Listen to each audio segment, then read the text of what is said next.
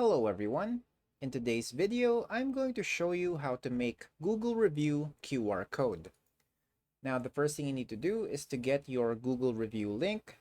So you can go ahead and head to Google Business Profile. Sign into your account and navigate to your business profile. Find the Get More Reviews section and copy the review form link. Next, you're going to want to generate the QR code.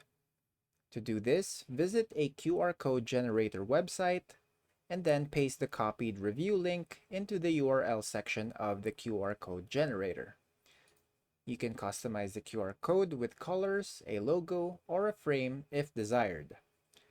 Next, click on the Create QR Code button, and then you can download the QR code in your preferred format. Usually it can come in PNG, SVG, or other formats. Then you can freely use your QR code. You can either print it to have a physical copy for your marketing materials, business cards, or display it in your store. Or you can also share it digitally on your website or social media platforms.